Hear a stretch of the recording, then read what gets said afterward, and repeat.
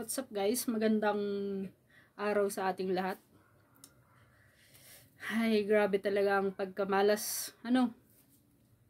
Na-scam na nga tayo. Mawawalan pa tayo ng camera Insta360. Grabe talaga. Parang pinapanalangin ng mga inggitera dyan. Inggitero na sana mawalan siya ng ganito, ganire. Bakit lagi? Yung gusto mo sana yung transaction mo within that day, matatapos that day. Wala eh. Parang nawalan ka na ng gana. Dahil nawalan ka ng valuable things kung saan binili mo yon through sa pagpapawis, hirap at pagod mo. Tapos parang hindi nagtagal sa'yo. Tapos kukunin na ng iba. Parang saklap. Hindi bumabayag sa'yo, tapos maandi na sa'yo. Parang nalaka. Parang madali lang siyang i-acceptar, no? Ay. Pero maraming salamat sa mga nag-share nung pinost ko na nawalan na ako ng camera Insta360 because of my carelessness and negligence. Dahil sa aking carelessness, dahil sa pagraras din lang, naiwan ko yon. Di bale? Time will come, mapapalitan din yon. More blessing pa, di ba? Ayan mo na, kung sino man gumamit nun, sana magamit niya rin. Maka-experience mo paano gamitin ang camera Insta360, di ba?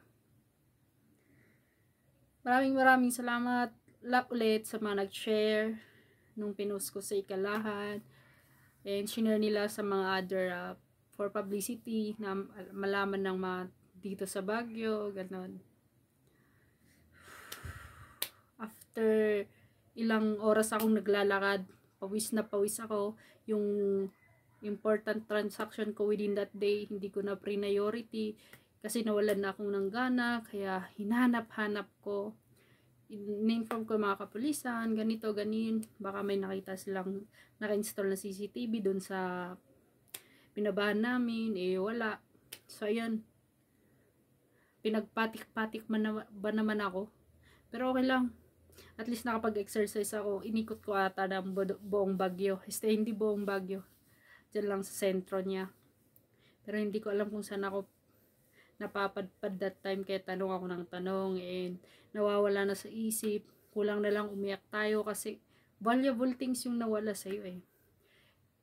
Pero thank God kasi nang dahil sa kanya, naisipan ko pa rin bumalik dun sa pinagtambayan ko, pinaghintayin ko ng sasakyan, ng jeep, baka dumaan, magparada for magsakay siya ng mga passengers. And yes, good news. Good news talaga. Andito na yung camera Insta360 oh.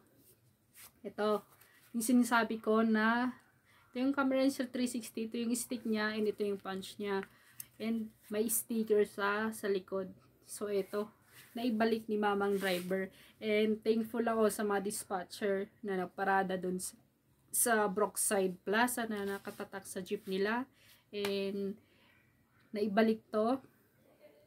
Walang gasgas kasi careful naman, maingat sa mga gamit yung driver natin. So siya po, thank you, siya po yung nagtulong sa akin. Thank you.